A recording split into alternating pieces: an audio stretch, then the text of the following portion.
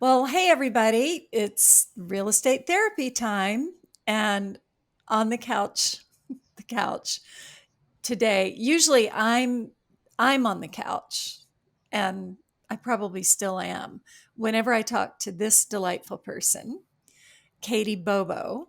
She and I've worked together for a couple of years.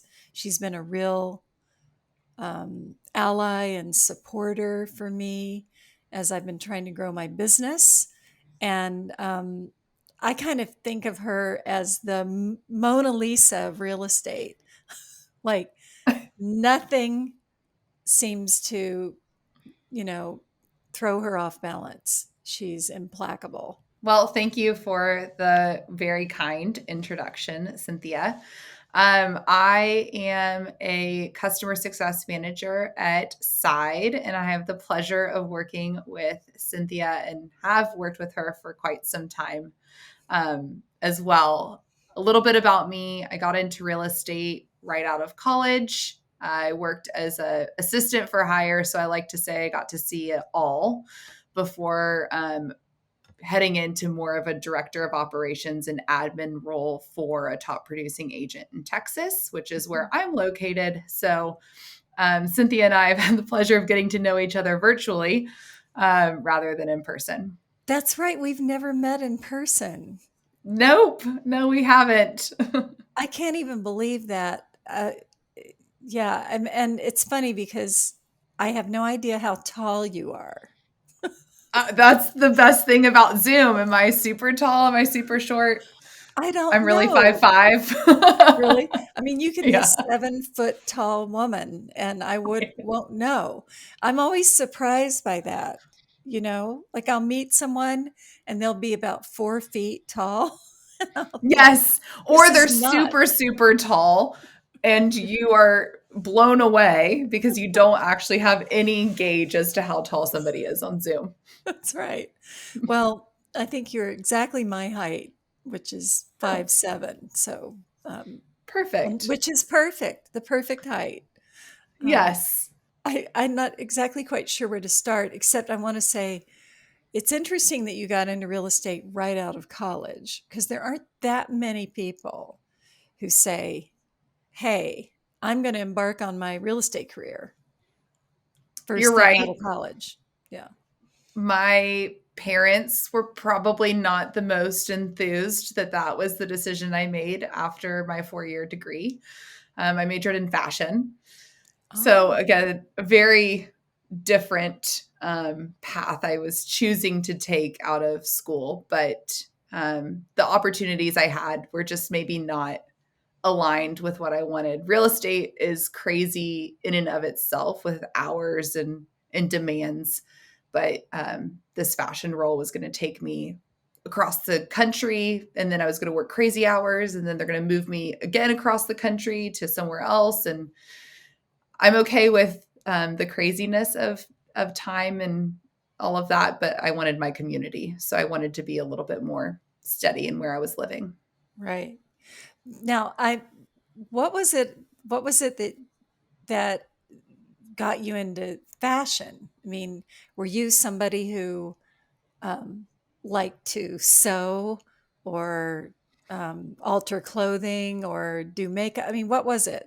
I'm just Great curious. question. Well, my mom and I are very similar. She actually majored in the same thing decades prior. Okay.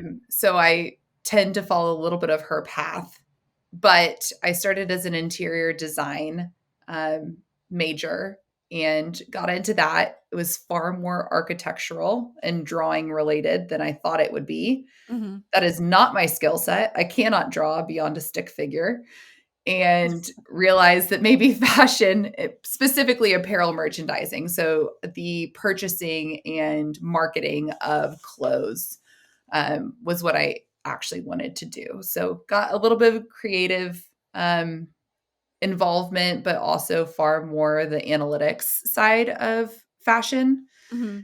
which is not the glamorous side at all, but was really enlightening. And I think I walked away with a lot of lifelong skills. Hmm. I joke that Excel was a prevalent part of my curriculum, which most people would probably not guess.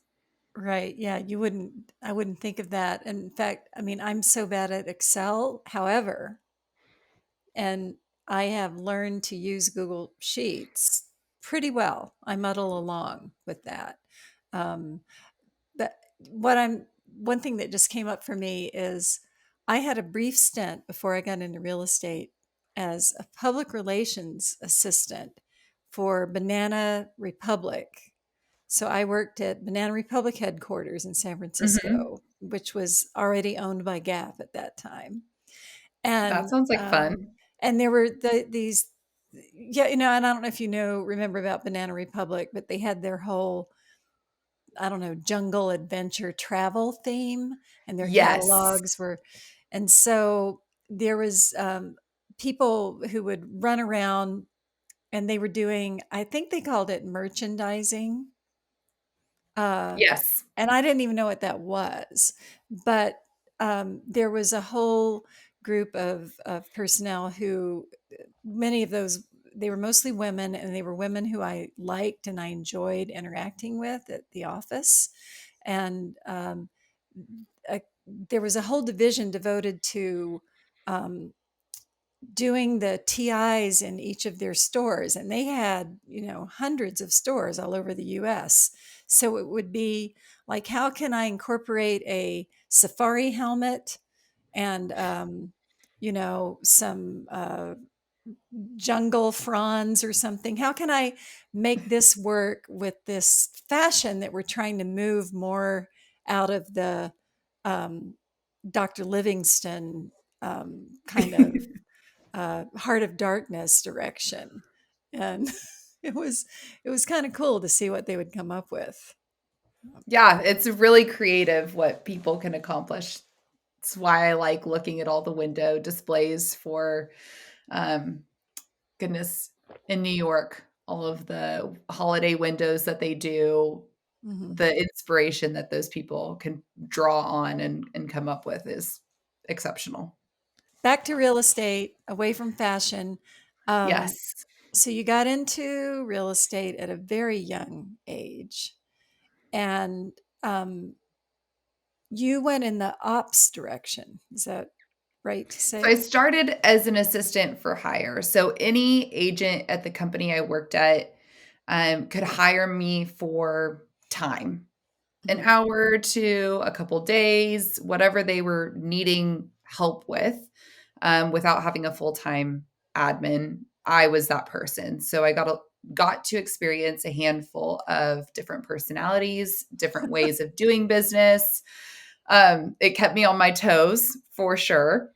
It was a really great learning platform to Mhm. kind of understand what real estate took. Did you find that those agents at that time, did they know how to use you? Did they know how to use your time?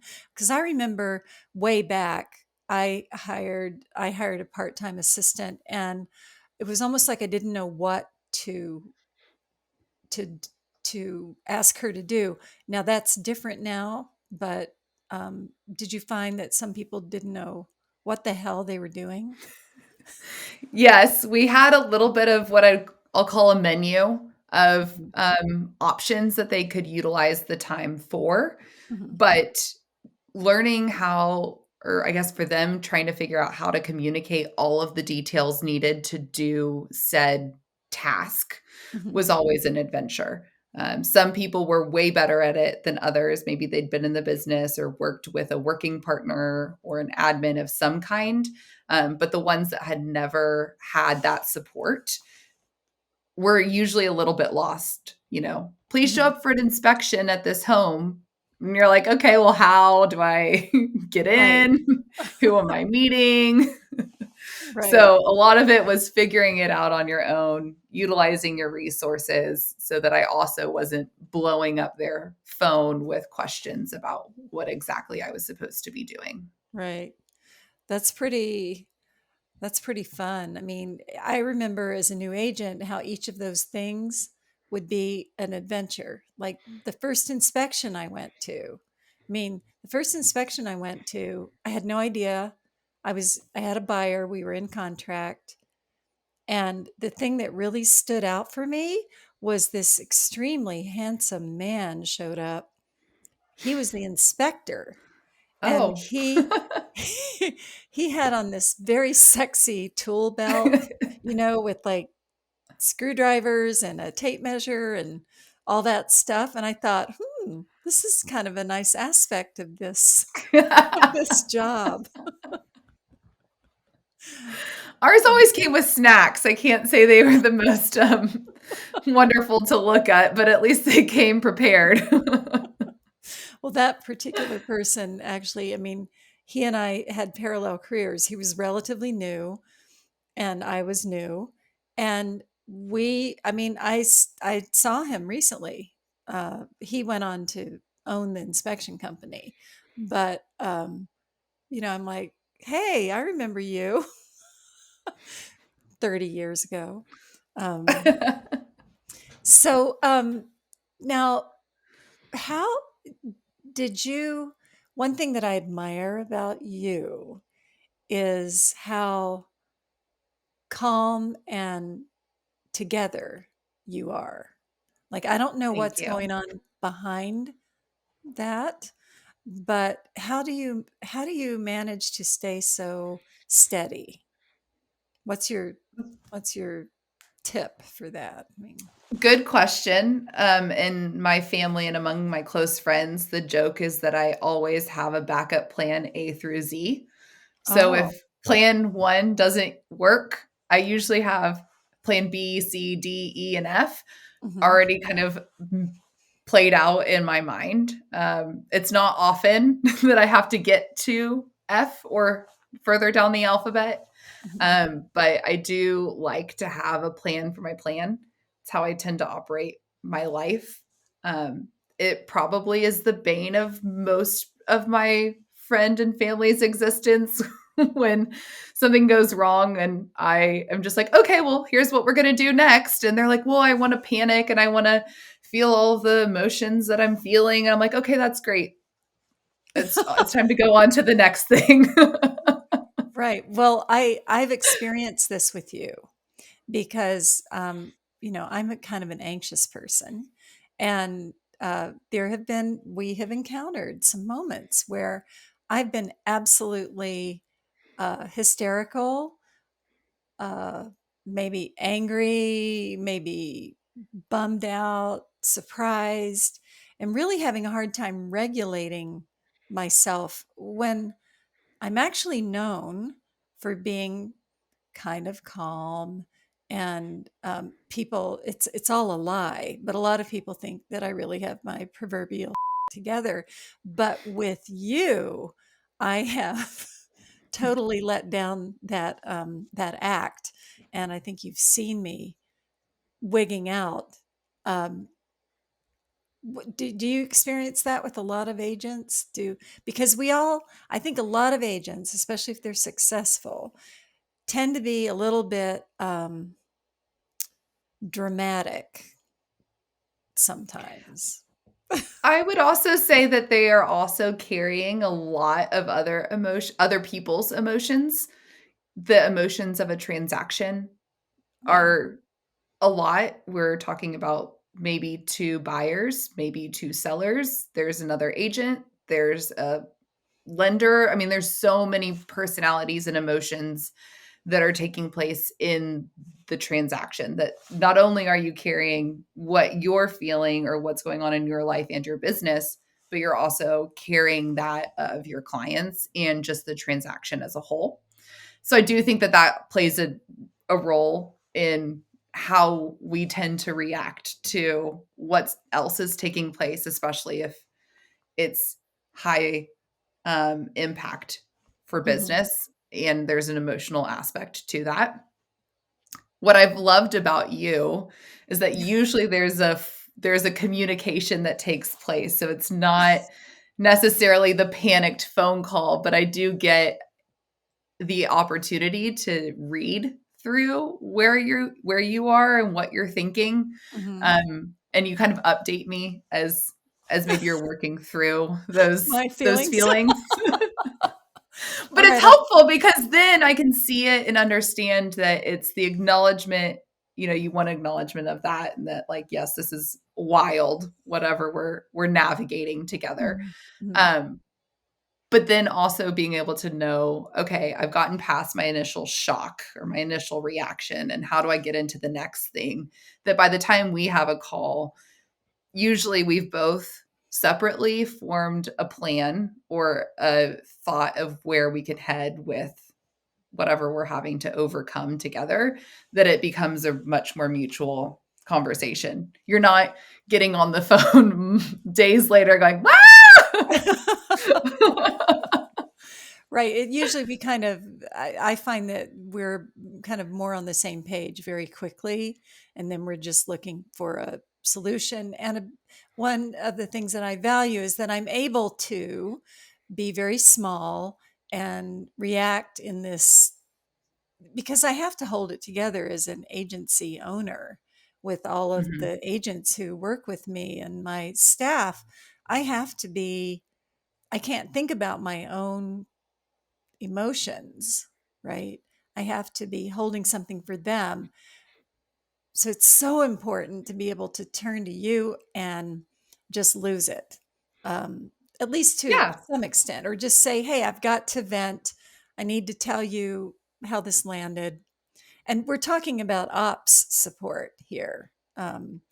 My our relationship is Katie, you're my business manager.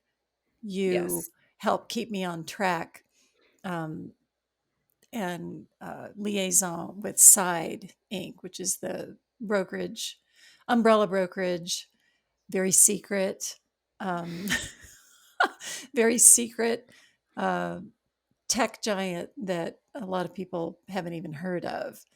You were saying about the when you're in the middle of a real estate transaction and you have all these Mhm. emotions flying around. Uh, Mhm. it is really quite astounding because it's so personal, it's so intimate, um, and anything can throw somebody off balance. And the first person I have to answer to in any situation is my client. That's who I'm looking out for. Um, and so I in my career trajectory, one thing that happened is I had children. I became a mom. The minute I had children, a lot of the psychic hysterical energy that I was directing toward interfacing with my clients went back went to taking care of the kids. And Mhm. so I had gotten a lot of good training from serving and looking out for clients. I'd gotten a lot of good training for being a mom. And then becoming a mom helped me, um, just be a little more objective and a little less emotionally invested. Mhm. Because I think that emotional investment that gets in the way of having a clear head. Because it's usually not a life or death situation where a real estate Right. Well, transaction is especially concerned. especially for the agent Yeah. themselves. Usually we're entering a time where somebody's making a move, whether that's they're selling because it's time for the next home, their family has grown, or there's, you know, a family member that maybe they're having to sell property for. There's just a lot of nuance to that, to those emotions, that we can't show up and be the one that's crazy because they're writing their own emotions, that we do have to be the steady Eddie for Yeah. them, so that they know that, hey, I'm here to help you make the right decision, to guide you along in this transaction, and understand that some of the ways you may react as we navigate this may come from an emotional place. And how do I know that that's your emotion speaking and not, the actual reality of the situation? Right. I mean, and they're all wrapped with real estate. It's all everything to do with home is kind of wrapped up in this lovely little um, tangled ball of different threads coming from, my concern about if I'm somebody buying or selling, my concern about my financial well-being. That's one thread. There's also the concern about um, what, like what will people think? What will my friends and family think? Will Mm-hmm. they approve? Will I like what I'm buying? Is it going to go down in value? Is it going to go up in value? Um, can I? What if I start dating somebody? What will they think of my house? Right? I mean, um, there's so much stuff that gets bound up in there. Um, And the COVID-19 experience that we all went through really changed how people perceive their homes. So yeah, not only do we have all of those outside factors, but now it's what does home mean for me? We spent way, way too much time in our homes in some regard. And so people really decided, like, do I like this? Maybe I want a different floor plan. Maybe I decided I can't stand an open concept. right. Lots of things probably changed as we had to adapt to what was taking place in our world. And I think that that really has impacted how people perceive the home as well. Yeah, I mean, I love that it was actually kind of a return to the idea of Mhm. home as sanctuary and not just this kind of fun investment that could be featured on HGTV. I like that you called it the COVID-19 experience. Like, Well, it was a multi-year experience. It yeah, wasn't just what we thought was going to be, a couple weeks and we'll be out of it. yeah, but it sounds like it should be like one of those temporary exhibitions at a museum or something. Oh, good. I COVID-19 rebranded it. what was, come experience COVID-19. Ooh, ow. Um, the uh, so so you have your plan A through Z when Hmm. things are kind of going wrong, and I know that, like, I have my coping mechanisms, which would include things like sitting down for a second and taking a one or two, maybe three conscious inhales and exhales. Um, but what, in a bigger sense, what do you think are ideas that agents should carry when they're coping with an upset? Like, how can they be the mast that people can lash themselves to in the middle of a real estate storm? I Um, think realizing it's not personal, that the reactions that are taking place, good, bad, or otherwise, they have nothing really to do with you. And of course, I'm assuming here we're talking about really great real estate professionals who know and are the best advocates for their clients. Um, I think that those people, when we're dealing with and having to cope with whatever is being thrown at us in a transaction, is that recognizing it has nothing to do with me. Whether it's a situation, it's life, things are hectic or crazy, if I can step outside of because I think it's our natural human interaction or natural human way of reacting is like, oh, it's about me. Well, it has nothing to do with me. It's everything to do with all the things that they're feeling, and that they're having to make this next home decision. That how do I step outside of myself and just recognize that, okay, like I recognize where you are. Here's my plan forward. Being communicative, but acknowledging how they feel, I think levels everyone out. If you move past it as though their feelings don't matter, I think that that's where we get to this elevated scenario. Whereas if you can say, hey, I recognize this is challenging, this feels uncomfortable or uncertain, then they can feel a little bit better. I follow somebody on Instagram, side note, that talks about parenting Mhm. a lot. And her whole thing is as long as you can acknowledge that, hey, I know what you're feeling feels big, Right. Yeah. but we can get through this together. I'm here for you. I think it's the same concept. Apply it to business. I recognize how you're feeling. Here's how I think we can move forward. Here's my plan for us. Does that sound good to you? Right.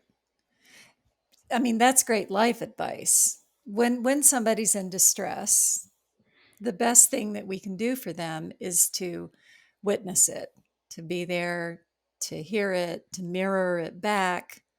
Um, and I think once people feel heard and understood, that is about 98% of developing trust and rapport and helping them calm down. Um, I had a somewhat difficult client a few years ago who was it was just a continual melodrama. There was all sorts of things going on in their life. There were things that I could guess about just from looking at the marriage that was here. And my job is to witness that and have compassion for that. But one day, this person just kind of went off the deep end about. Um, it was in the middle of staging something. Something went awry. A small thing went missing, and it was indeed a small thing. But this small object had huge psychological importance in the life of this marriage. I can't go into more detail than that, Of but course. as this person was telling me about their feelings about this, I was in my car. I was having to get to another appointment, and this was going on and on and on. I'm looking at my phone. We're like at 25 minutes of this upset. And I finally had to say, I hear you. This is so terrible. I'm so sorry. This is just awful that this has happened, right? But I have to go now. And that was perceived as such an affront that the relationship never recovered because I couldn't give them as much time as they needed to really unload and vent. Mhm. And boy, I should have tried, I should have texted my next appointment and said, I'm going to be late, you know, or something. But what can you do? One, how long? Sometimes there's never going to be the right amount of time that we all need to unload to get to another spot where we're okay and even keeled. And I think that that's unfortunately, that's just the nature of it is I could have given you an hour and maybe we would have never arrived at a place where you felt any better than you did at the start of the phone call. Um, and thankfully, that's not what we you and I deal with Right. Yeah. together.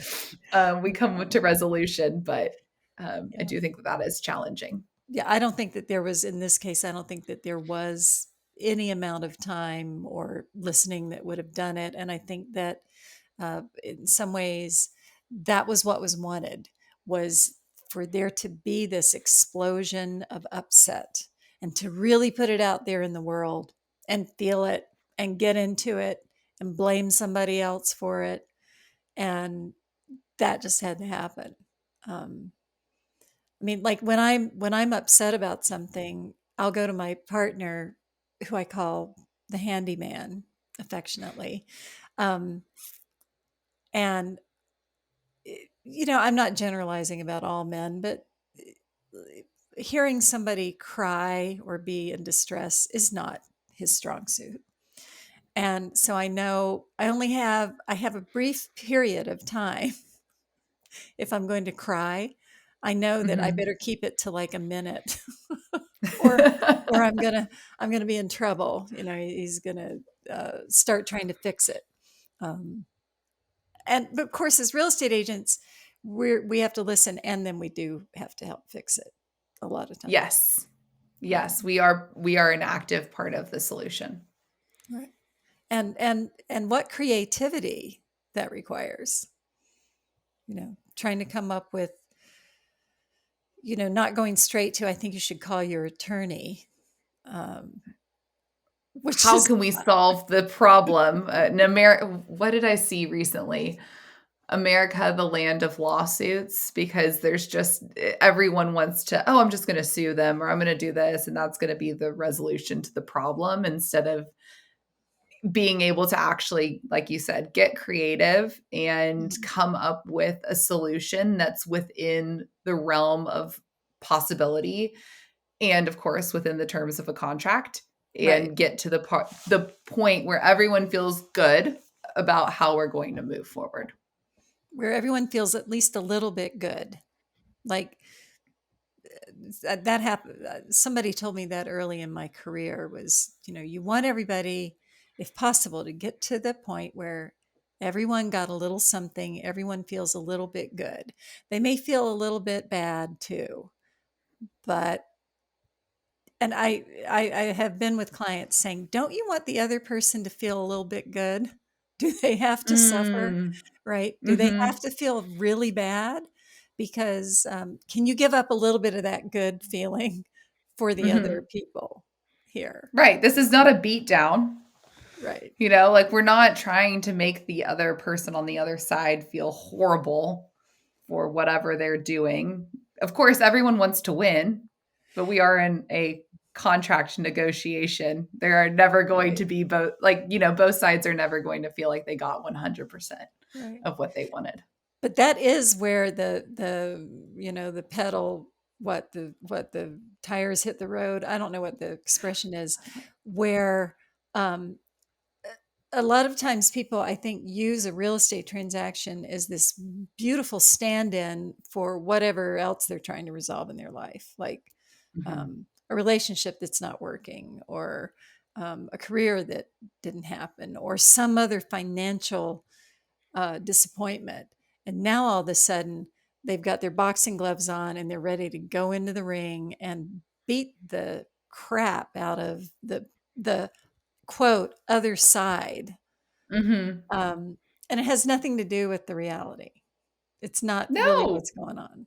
Yeah. I think there's a lot of drama around the transaction or perceived drama, I should say, that, oh, I am going to go in, I'm going to beat the other side, I'm going to win. Right. We're in a contract negotiation as you would be with an employer, a third party that you're hiring. Like everything is a negotiation. It's not anything else other than that. And I think a lot of people want it to be fraught with tension and drama. And I think some people leave the whole transaction disappointed when it just went well. Yeah. No They're kidding. like, "Oh, that Right. was it?" It's like, yeah, it doesn't have to be this Right. whole thing. I think it's Right. dramatized on TV because that's what sells, but that's Yeah. not actually what a transaction has to be like or the experience has to be like, and I think a lot of people sometimes are maybe a little disappointed that it didn't play out how it does in Hollywood. I love that. I love that because I mean, it does happen, like where somebody makes an offer, seller says, hey, I'm going to accept that offer. Everything, escrow goes through swimmingly.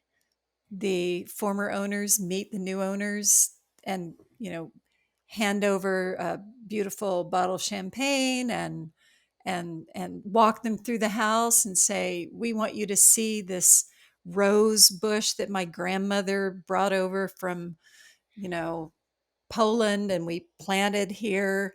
I mean, Mhm. and it's absolutely beautiful. And that happens. That It can does. happen. It can happen, and it can just be easy and lovely. Not everything needs to be this ordeal in life. I actually, side note, did buy a house from a woman who had lived in it for 55 years.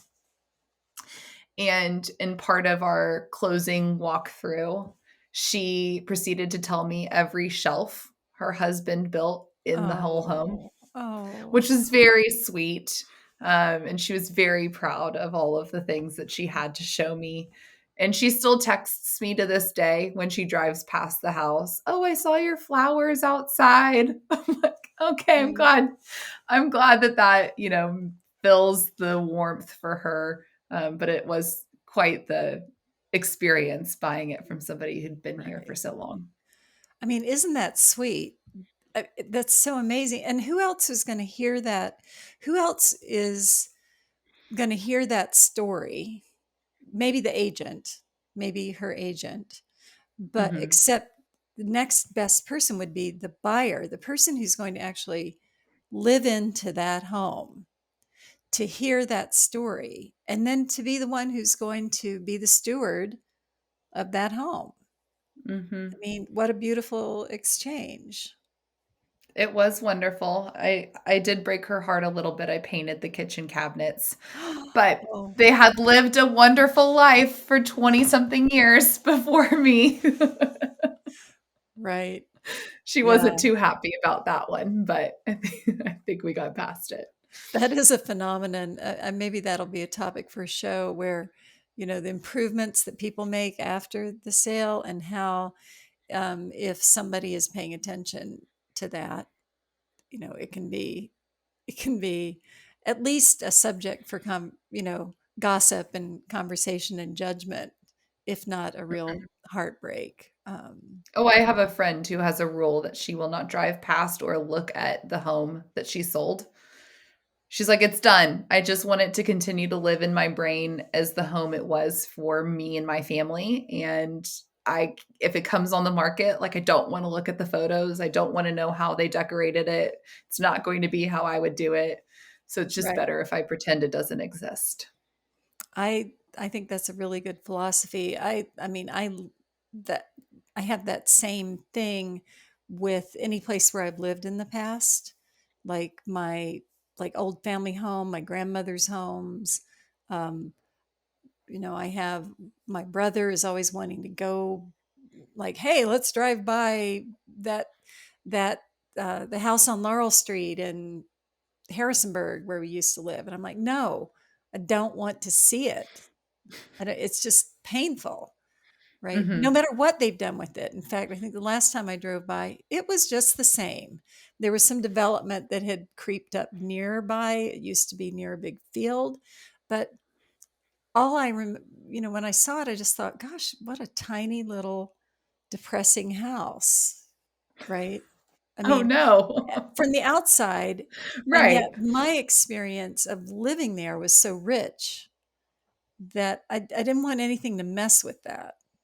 Um, Yes. I You really wanna didn't. keep it all of the memories and the feelings that we had, in the home to stay the way that we will always perceive them to be. Yeah, and that's how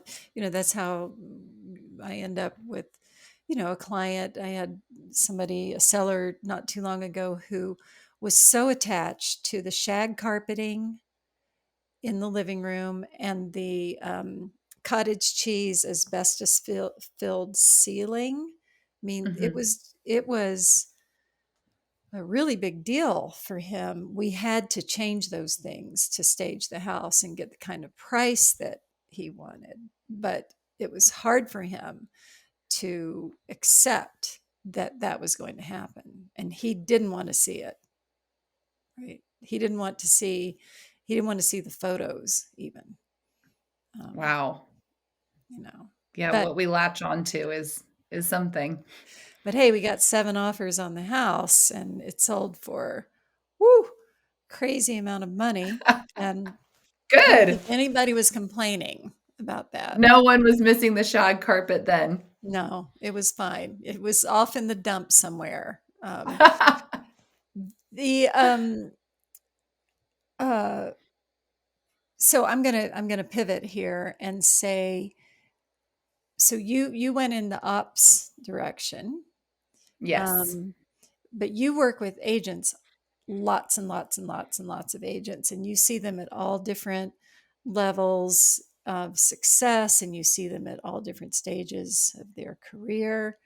Um, do you do you see people who maybe this isn't their calling? Maybe being an agent,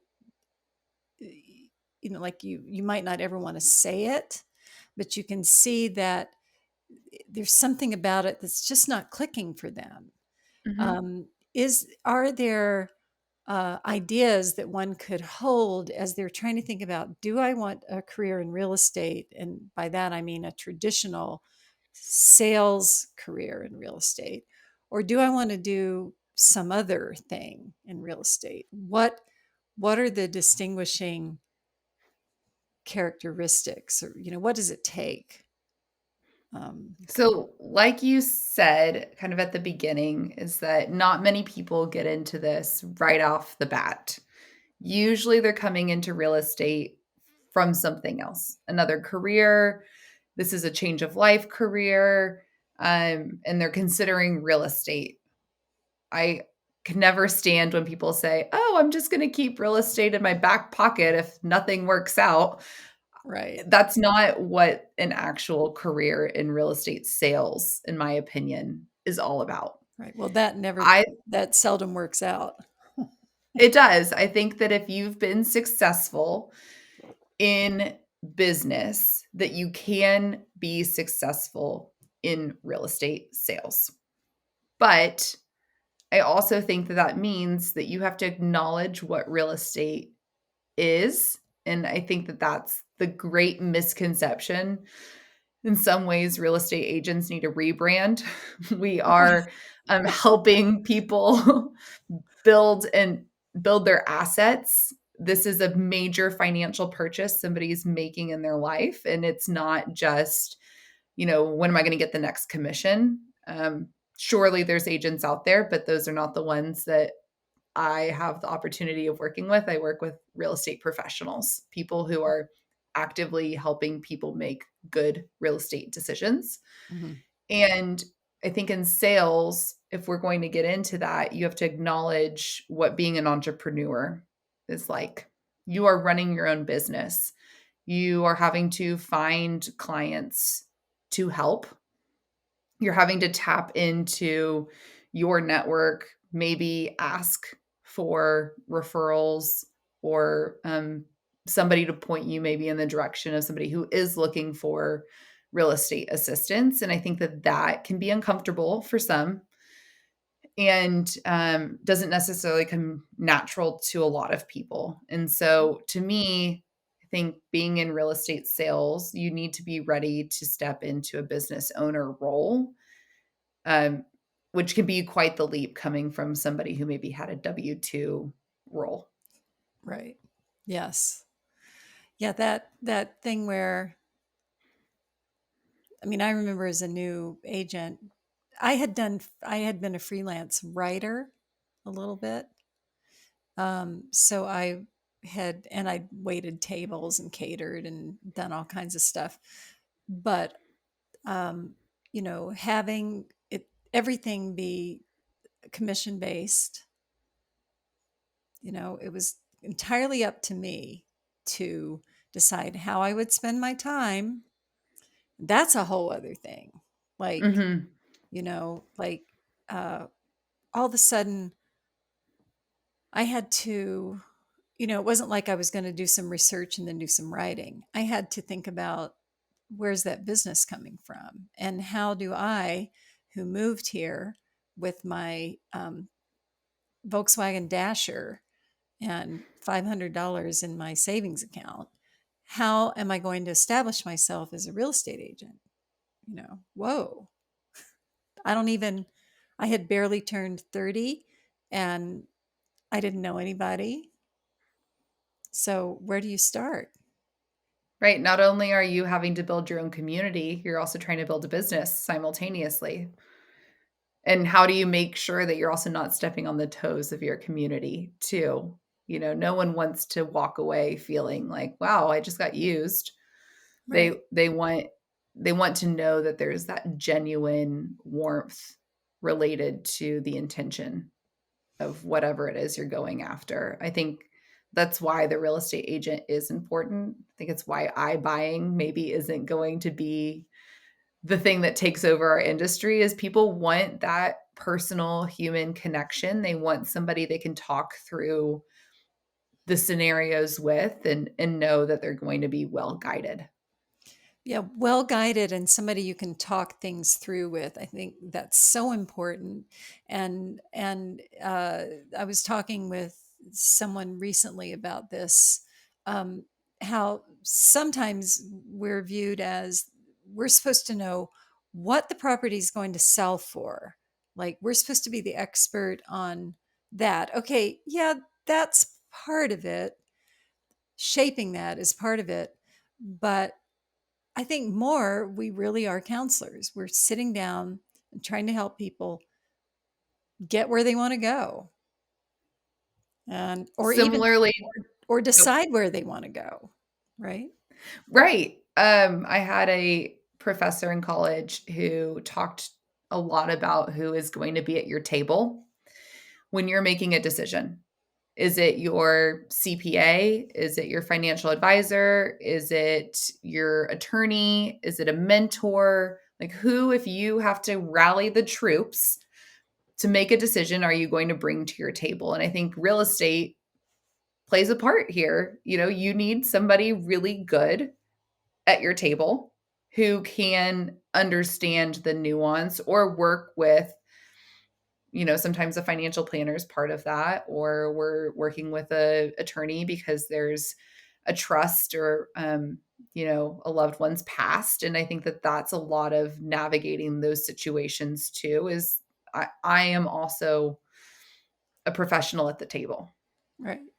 I mean, and a lot. I would argue that a caring, skilled real estate agent should be the chairman of the that board, you know, or Mm, the chief operating officer, or there. In some ways, I feel like I often have the best overview.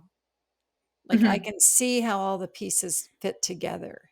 And I don't charge by the hour. So that makes me, right, what a great Right. somebody who's going to work for free and devote themselves to you, and your progress. So I think we're out of time, except I always want to hear a little real estate story. Um, Okay. So I wonder, and this, it doesn't have to be on topic, but can you share a little real estate story with us today about something that you experienced? Sure. I will tell you kind of a personal gut wrench Oh. story, a learning a learning story, if you will. Shortly into my career in real estate, I was working with an agent. They had just gotten the biggest listing of their life, of their career, and it was a big deal. In Mhm, Houston, we do have multi-million-dollar properties a lot more consistently now than we did, you know, 7 years ago. mhm. And he asked me to help read the floor plans and put together all of the information that was going to go on MLS, room Okay. dimensions, and all of those things. So I start working on it. Something you should know about me is numbers sometimes get a little conflated in my head. Uh-oh. And I realized later that evening, after maybe a glass of wine or two, that I Oh, had royally messed up all of the room dimensions in the rooms that they went with. oh my And goodness. my heart stopped. I was so nervous. Oh my goodness, I just made this huge mistake on something that really matters to this agent. And it was And very so public at this point, right? it was, yes, it was Okay. public and it had only been online for maybe a couple hours at this point. So I realized my mistake and I raced back to the office. It's probably 11 p.m. Oh. And I reread all of the room dimensions and all of the rooms. And I went back into the MLS because at the time I had edit access to Mhm, our agents' listings, thankfully. mhm. And I changed them all to be the correct ones without the agent ever knowing because Oh, I was wow. so nervous that I had royally messed this up. I did later, he was my mentor in real estate. I did later tell him the story that I like did all of these things because I had to print out new property pages. I had to drop them off at the property, which thankfully was vacant. So at midnight, I'm like walking into Wow. this house, like dropping new documents. So I made it right, but it was my Right. moment of I can't believe I just did this wrong first on something that was trusted to me. Well, and but what a testament to how much you cared about it. I mean, and thank goodness it wasn't something, that you didn't already have an offer on it or something where Oh, the thank square goodness. footage was really off, or something that was an absolute lawsuit coming your Right. way. Well, and I wanted to make it right so that there wasn't a situation in which the buyer felt like they were misrepresented information. It's Mhm. important that we put the right things out there with what we were given. And so it was a big deal that I make sure that I had covered everyone in that situation, rather than just saying, oh, it'll be Right. fine, Oh, it'll it'll be work out, fine. because it wouldn't have been fine. No. But it was my first moment of, oh man, I made a professional error. And how do I make sure I do right by everyone involved? Yeah, professional error with a potentially a lot of impact. Well, I do know that you've always really helped cover me, and you always have my back. I'm so grateful to you. And if some of our viewers or listeners want to be in touch with you, and where would they find you? Ooh, great question. I know I'm a millennial, but social media is not necessarily my number one skill set. It's my goal Mhm. for 2024, Mhm. to be better at social media. But I'm happy to give my email, and then of course, like LinkedIn and socials Okay. are always a great way to connect too. Well, we can put those in the show notes. How's that? Great. Okay. That sounds wonderful. Katie, thank you so much.